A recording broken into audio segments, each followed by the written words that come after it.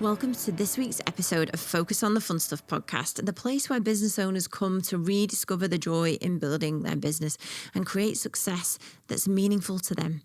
I'm your host, Emma Mills, and today I'm here solo with a shorty but a goodie as something that is very close to my heart because I've been guilty of it so many times. But last summer I had a complete rethink on it and a re-education on it, and it helped me so much. And the thing that I'm talking about is, I'm sure that many people that are listening to this podcast are business owners. They are what I would call high performers, high achievers, ultimately people that want to just do more in life, want to know that there's something more out there for them, know that they're destined for bigger and better things.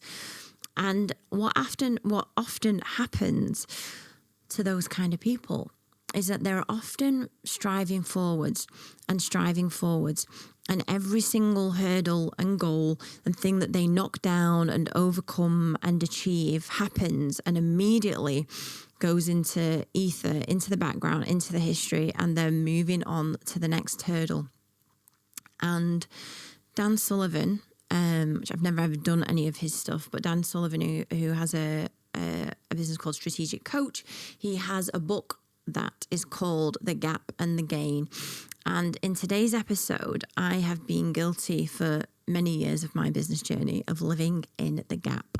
And what that ultimately means is that you're always moving on to the next thing, the next achievement, the next goal, and you're never actually properly integrating, for want of a better word, like integrating, connecting with, giving yourself the grace, the achievement of what you've achieved, whether it's a small thing, whether it's a big thing. And what happens is you're constantly living in the gap, as they call it, because you're not seeing all of this accumulative, amazing stuff that's happened. Do you know? And I'm not just talking about business here, whether it's family, children, achievements, hobbies, like things that you have done, that you've enjoyed, that you've achieved. And for many of us, including me, I was a world-class expert at going, right, what next? Well, I've done that, what next? Even if it was something 26-year-old Emma couldn't even imagined achieving, 43-year-old Emma was like, yeah, what next? Done that now. And even just last year, what a real moment I had in this kind of mindset was the podcast that I'm recording now. So for around about, I guess it must have been 6 years, since 2017, I'd been doing a weekly video called My TV, and that definitely took myself out of my comfort zone at the beginning. I think video was quite a novelty back in 2017. But towards the end of My TV in the video, I wasn't really enjoying the concept anymore. There was just something about it where I was like, I need to turn all of this stuff that I'm doing into a podcast, and I want to launch a podcast. And the thing is, when you haven't done something before, it feels like, well, God, how do I record it and edit it and get an intro on it? And, there's all of these bits to learn, just like anything in life. But what we do is we figure out a way, don't we? Like when we want something to happen, we figure out a way. And I did figure out a way. And to be fair, like when it launched last September, was it like the last weekend of September on the Friday? It was very much, there was no big strategy behind it. It was literally, I figured out most of it. I got somebody to do the intros, like I pieced it all together along with my PA Bex, and we made a plan. It wasn't like we had some big PR strategy behind it. I knew that I would email it to my list, we'd create some socials. It took up a lot of time and energy, and I was such a satisfied feeling when the first episode was published on all the platforms, got released. I'm like, right, we're off and we're going. And I already had episodes recorded in advance. So once we'd done that first one, I knew, right, oh my God, this is going to be great now. So we're already 4 weeks in advance. I just have to think about who I'm interviewing next or recording one on my own. And I was in a good rhythm. But very much, and even that first podcast launch weekend, obviously it was new, lots of people, like I'd emailed it out everywhere, I'd told lots of friends and family, everybody wants to support, so we had a really big download that particular weekend, and we were in the top 10 for entrepreneurship. My podcast was next to Alex Hormozes, which was fantastic. We'll get back up there again soon. And it was really great. But what I became, the weekend was really great. I was very, very proud of myself. But what I was very aware of was that probably like a month after, it was very much like, yeah, the podcast is running now. And what next? And I know there's an element of, well, okay, we don't want to, linger around one goal that we've achieved for the rest of our lives. It's not about that. But what it was about was actually, it's not about, well, just what's next. It's also about really understanding like what you've already achieved. And there was a friend of mine that made a comment to me shortly afterwards saying, oh God, this podcast, yeah, it's so brilliant. I could never do that.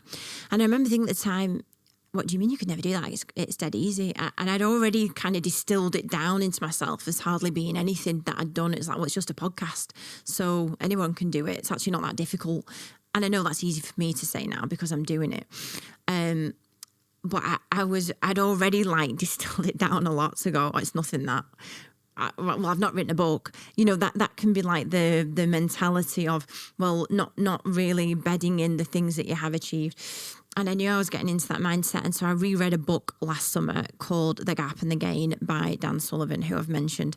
And honestly, if you just today's episode, it's a shorty. I just want to get into the mindset of anyone that is constantly thinking, I've not done enough. I've not achieved enough. It'll be good when I get to this number of revenue. It'll be good when I do write the book. It'll be good when I sell my business. I'll know I've achieved it when I've done X.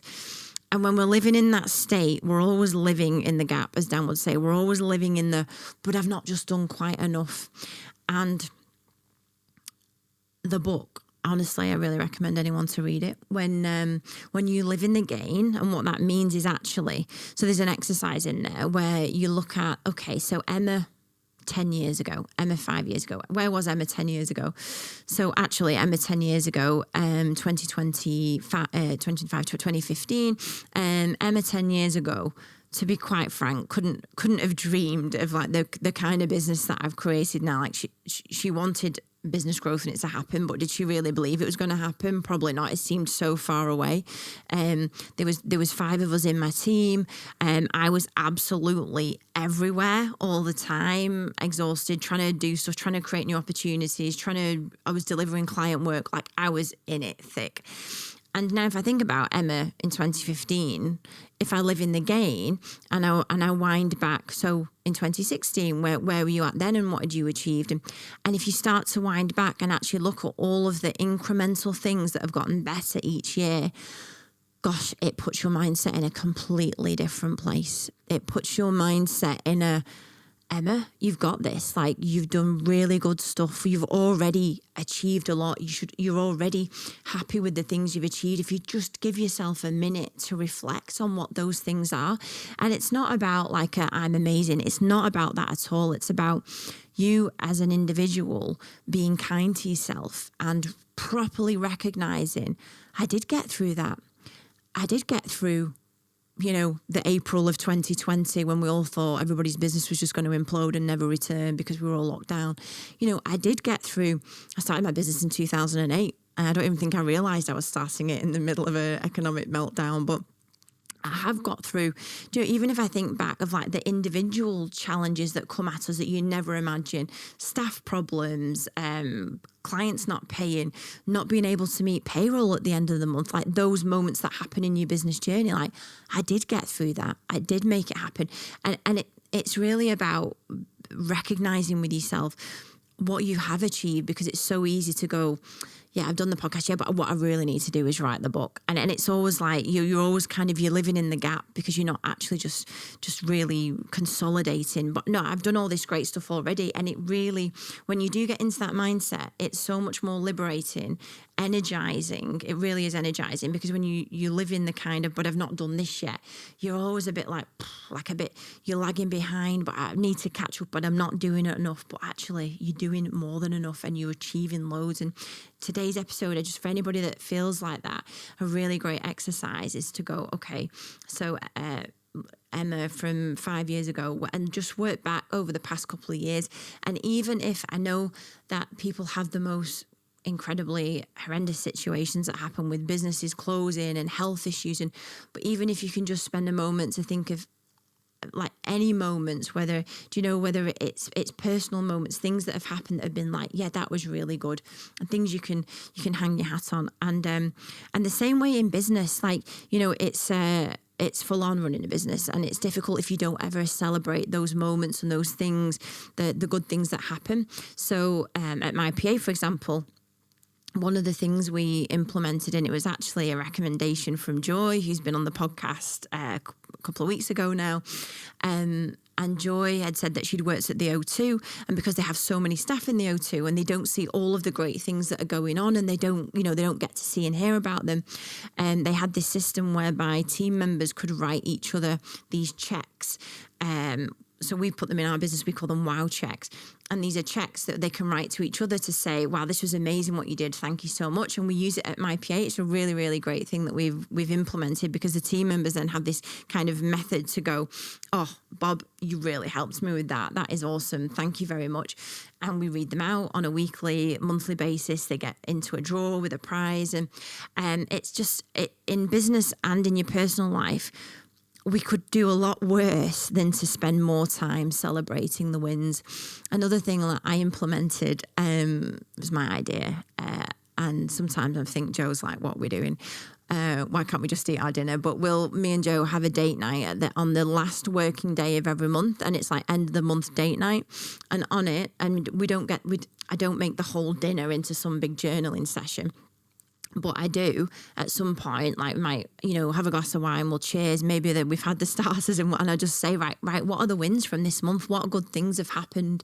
And we'll just list them off together, just really simply. And for me, it's just a really nice, like, anchoring moment to go, yeah, well, January, it might feel like it's had challenges, but actually also when we just spend a moment, well, we did this and we got the new bathroom finished off. And actually I recorded some really good podcast sessions and I enjoyed X, and this new opportunity came, which I'm excited about. Or actually I just had a really good month of sticking to my health goals, and, just like, and we just, for about 10, 15 minutes over dinner, I'll just say, okay, right, what are the wins for the month? And I guess it's like a verbal journaling session. And I really enjoy that, like, just to go out and go, we've done another month, because also time passes so quickly if you don't actually spend a moment to think and integrate the things that are happening in your life. You're not present to them otherwise. So our end of month date night, personally, we do. And another thing that we do is that I journal. And I always used to think journaling was very, like, I guess woo-woo, I guess quite an emotional thing to do. I don't know, I kind of really thought it was like a big thing, you had to sit down and do it. And I honestly wish I had started journaling years ago, because what I would have now is years and years of notes of all the good things that have happened in my life. And it's so hard to remember moments and things, as time passes by.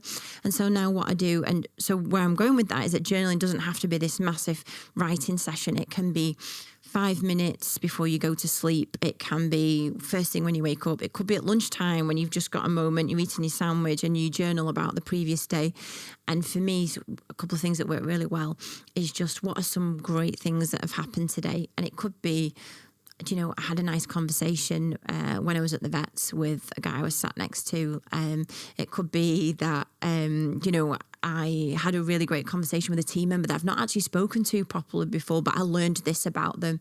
It could just be that I had a phone call with my dad and it was really nice. Just things that are really nice things that have happened today. And then the other thing that I just write a few things of are things that I'm grateful for today. And even on the days where I don't necessarily, like, I'm not feeling it. Do I feel grateful? No, I don't. I just force myself to go, well, actually, you're here, you're experiencing today. The fact that you're on this planet is like 1 in 300 trillion, I think. So that is something to be grateful for. And just switching your mindset into the gain of the things you've achieved, into being grateful for the things that are going on. It's tiring to be in a place of it's not enough, what's happening next. And so I know that I have suffered with it And when I can feel it creeping back, I have to make sure I'm doing my things of my gratitude, my journaling, just being present with what's actually going on and not just keep striving. So I hope this helps for anybody that's like, but I've not done enough, because honestly, you have done enough already. Like, you've done enough to say that you're successful. Just make sure that you're writing it down, you're logging it, you're in tune with it, and you're going, yeah, I have done all this. I want to do more, but I have done all this. You're doing a good job. Let's keep going. So I hope today's episode helps you to focus on the fun stuff. I know that when I'm living in the gap, I'm not focusing on the fun stuff, and I don't want that for me, and I don't want it for you. So I hope this episode was helpful, and I will see you very soon. Bye-bye.